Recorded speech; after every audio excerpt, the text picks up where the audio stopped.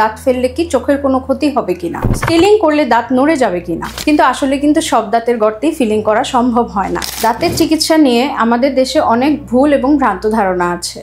আসুন জেনে নেই কি সেই ভ্রান্ত ধারণাগুলো।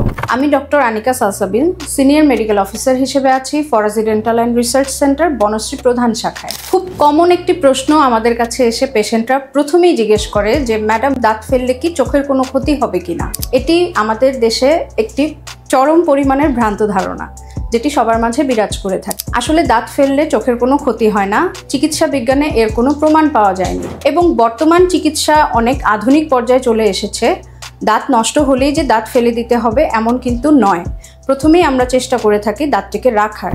যদি দাঁতটি এমন পজিশনে যেয়ে থাকে যে একেবারে ভেঙে যে মাড়ির সাথে মিশে গিয়েছে, অথবা দাঁতের যে ক্রাউন পোর্শন আমরা বলে থাকি সেটা একেবারেই নেই, শুধুমাত্র গোড়া রয়ে গিয়েছে, অথবা দাঁতের গোড়ায় কোনো ইনফেকশন অথবা সিস্ট বা এই জাতীয় কোনো সমস্যা হয়েছে, অথবা আপনার যদি আক্কেল দাঁতের সমস্যা হয়ে থাকে, অথবা আপনি যদি অর্থোডন্টিক ট্রিটমেন্ট বা ব্রেসেস ট্রিটমেন্টের কারণে আপনার যদি কোনো দাঁত ফেলতে হয়, সেক্ষেত্রেই কিন্তু একমাত্র আমরা দাঁত ফেলার পরামর্শ দিয়ে থাকি এবং এই দাঁত ফেলার কারণে আপনার চোখের কোনো ক্ষতি হওয়ার কোনো সম্ভাবনা নেই।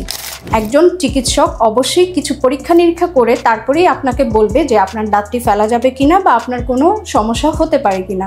সো এটি খুবই একটি ভুল ধারণা যে দাঁত ফেললে চোখের ক্ষতি হতে পারে। এবং আরও একটি কমন প্রশ্নের সম্মুখীন হতে হয়, সেটি হচ্ছে যে স্কেলিং করলে দাঁত নড়ে যাবে কিনা। আসলে স্কেলিং করলে দাঁত নড়ার সম্ভাবনা খুবই কম। প্রথমত পুরো বিশ্বেই বলা হয়ে থাকে বছরে একবার অথবা 6 মাস পর পর অবশ্যই স্কেলিং করার জন্য, কারণ আপনি যখন খাবার খাবেন সেই খাবারগুলো কিন্তু সম্পূর্ণরূপে ব্রাশের মাধ্যমে পরিষ্কার করা যায় না। আবার যদি আপনি সঠিক নিয়মে ব্রাশ করে না থাকেন, অথবা আপনার যদি অন্য কোনো শারীরিক সমস্যা থেকে থাকে, যেমন ডায়াবেটিস থেকে থাকে, তাহলে কিন্তু আপনার মুখটা সবসময় ড্রাই হয়ে থাকে। অনেকেই দেখা যায় যে আবার মিষ্টি খাওয়ার প্রবণতাটা বেশি থাকে, খাবারগুলো দাঁতের যে গ্যাপগুলো আছে সেগুলোতে আটকে যেতে পারে, যেগুলো কিন্তু শুধুমাত্র ব্রাশিংয়ের মাধ্যমে ক্লিন করা পসিবল হয় না। দাঁতের গোড়াতে নরম আবরণ জমে পুরো একটি শক্ত লেয়ার তৈরি হতে পারে, যেটিকে আমরা ক্যালকুলাস বা পাথর বলে থাকি। এটি কিন্তু শুধুমাত্র স্কেলিংয়ের মাধ্যমেই রিমুভ করা পসিবল হয় এবং স্কেলিংটা আমরা করে থাকি একটি আলট্রাসনিক স্কেলার নামক একটি মেশিন দিয়ে।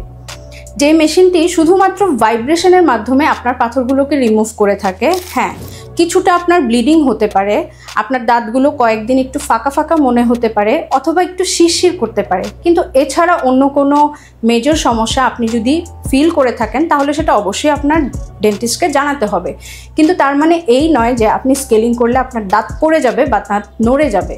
এটি সম্পূর্ণ একটি ভুল ধারণা। আরেকটি কমন প্রবলেম নিয়ে আমাদের কাছে পেশেন্টরা এসে থাকে, সেটি হচ্ছে দাঁতে যদি গর্ত হয় আপনারা এসেই আমাদেরকে বলেন মাঝে মাঝে যে ম্যাডাম ফিলিং করে দেন, কিন্তু আসলে কিন্তু সব দাঁতের গর্তেই ফিলিং করা সম্ভব হয় না। আপনার দাঁতের গর্তটি যদি এমন হয়ে থাকে যে এটি শুধুমাত্র আপনার দাঁতের প্রথম স্তর বা এনামেল লেয়ার পর্যন্তই আছে, অথবা আপনি শিরশির ফিল করছেন, শুধুমাত্র সেই ক্ষেত্রেই কিন্তু আমরা ফিলিং করতে সক্ষম হয়ে থাকি। কিন্তু এমন যদি হয় আপনি দাঁতে ব্যথা নিয়ে এসেছেন বা দাঁতটি অনেক বিশাল বড় একটি গর্ত হয়ে আছে, যেটাকে আমরা বলে থাকি গ্রস ক্যারিস, মানে গর্ত হয়ে আপনার দাঁতটি একদম দাঁতের মজ্জা পর্যন্ত চলে গিয়েছে, সেক্ষেত্রে কিন্তু আপনার দাঁতে কখনোই ফিলিং করা সম্ভব হবে না।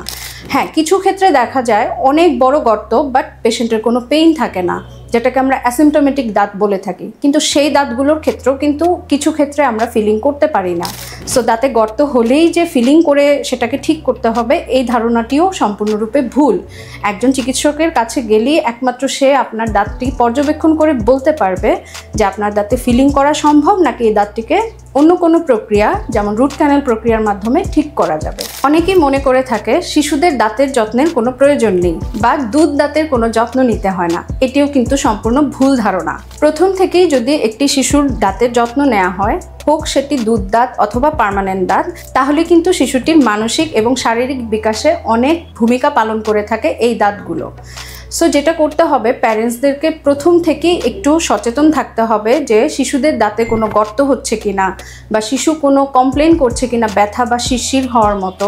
এক্ষেত্রে যদি এরকম কোনো কমপ্লেন করে থাকে অথবা শিশুদের মাড়িতে যদি কোনো ক্ষত বা আঘাত দেখে থাকেন, তাহলে অবশ্যই কিন্তু একজন চিকিৎসকের কাছে নিয়ে আসতে হবে। একজন দন্ত চিকিৎসকই একমাত্র আপনার শিশুর দাঁত দেখে বলতে পারবে যে ওই মুহূর্তে এই দাঁতটিকে রাখা যাবে নাকি ওই মুহূর্তে দাঁতটিকে ফেলে দেওয়া সম্ভব হবে। এটি শুধুমাত্র একজন দন্ত চিকিৎসকই ডিসাইড করতে পারবে। আমাদের দেশে আরেকটি প্রচলিত ধারণা আছে যে ব্যথা হলেই কিন্তু আমরা আমাদের এলাকার ফার্মেসি থেকে যে পেন কিলার অথবা অ্যান্টিবায়োটিক খেয়ে ফেলি, বাট এটি কিন্তু সম্পূর্ণ ভুল একটি প্রসেস। আপনার যদি দাঁতে ব্যথা হয়ে থাকে বা কোনো ধরনের কোনো সমস্যা হয়ে থাকে, অবশ্যই আপনার নিকটবর্তী বিডিএস ডিগ্রিধারী এবং বিএমডিসি কর্তৃক রেজিস্টারকৃত ডক্টরের কাছে যেয়েই চিকিৎসা নেওয়ার প্রয়োজন। কারণ একমাত্র আপনার ডক্টরই বলতে পারবে যে আপনার ওই দাঁতের জন্য কি এই মেডিসিনটা প্রয়োজন কিনা। আপনি যদি না জেনে অন্য একটা অ্যান্টিবায়োটিক শুরু করে ফেলেন এবং সেই কোর্স যদি কমপ্লিট না করেন, তাহলে কিন্তু ওই ওষুধটি আপনার শরীরে আর কখনো কাজ করবে না, ওটা বডিতে রেজিস্ট্যান্ট হয়ে যাবে। সো আপনাকে অবশ্যই যদি দাঁতে ব্যথা হয়ে থাকে একজন ডেন্টিস্টের শরণাপন্ন হতে হবে এবং অবশ্যই বিডিএস ডিগ্রিধারী বিএমডিসি রেজিস্টার্ডকৃত একজন ডেন্টাল সার্জনের কাছে যেতে হবে। সো আজকে আমরা জেনে নিলাম কিছু ভুল ভ্রান্তি সম্পর্কে যেগুলো দাঁতের চিকিৎসা নিয়ে মানুষের মধ্যে হয়ে থাকে। অসংখ্য ধন্যবাদ আমাদের সাথে থাকার জন্য। দেখা হবে আরেকটি ভিডিও নিয়ে।